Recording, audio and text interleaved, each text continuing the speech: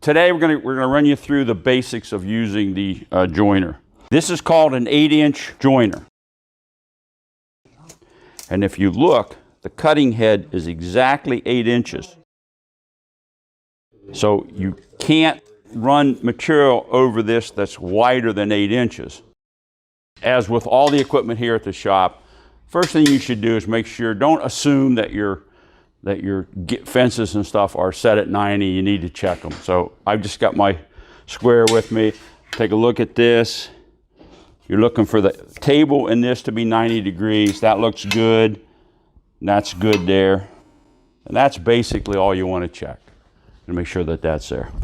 Now, let's say that we decide that we're going to check this, and we check it, and oh my gosh, it's not square. What do we do now? So at this point, you loosen this, and you loosen this, and this allows you to move this thing until it's square.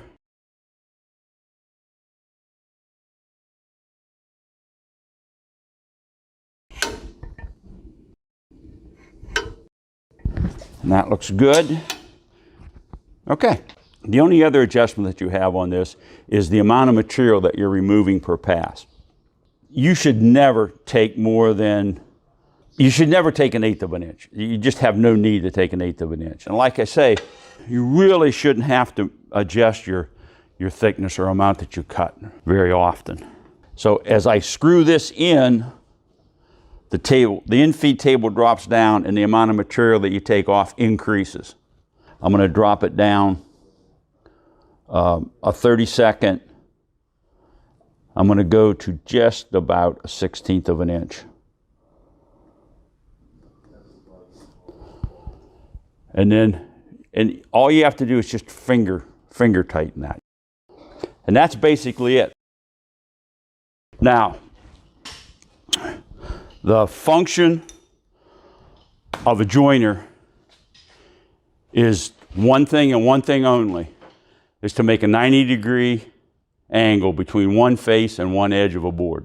It won't do anything more than that. You never join two surfaces that are parallel to each other on a joiner, because they won't be parallel. So it doesn't make any sense to do that. So what I'm going to do is I'm going to take my board. This is a very rough board, as you can all see. And I'm going to lay it down on a flat surface. I'm going to find out how it sets.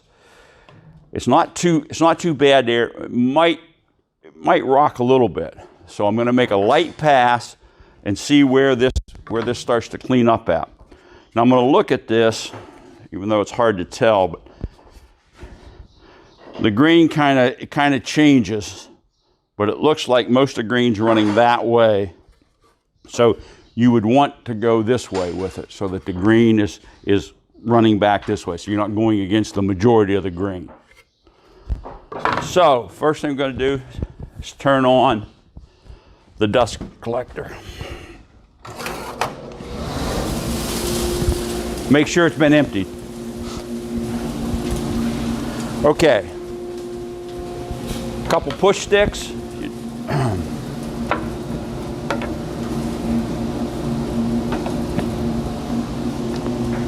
I'm going to check my thickness. I'm a little over a 1/16 of an inch. That's fine. I'm going to make one light pass.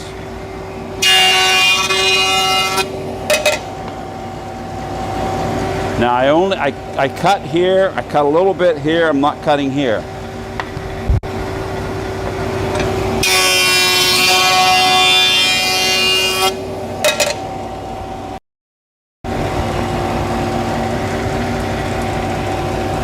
Still not cutting here.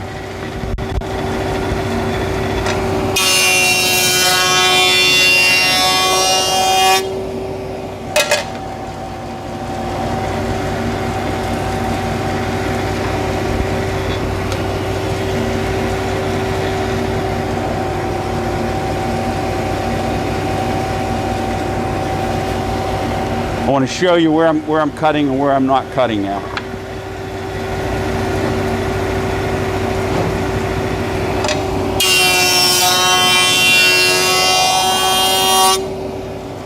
That sounded like we cut the whole way.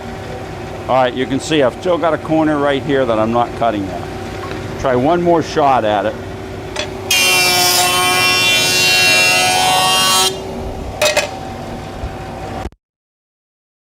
Got a little bit there, but I think we'll let that go. Now, you've created a flat surface. Now you want to create an edge that's 90 degrees to that surface. So what I want to do is, this green is predominantly running down this way. I'll put this against the fence, and that's what I'm concentrating on holding on, is there.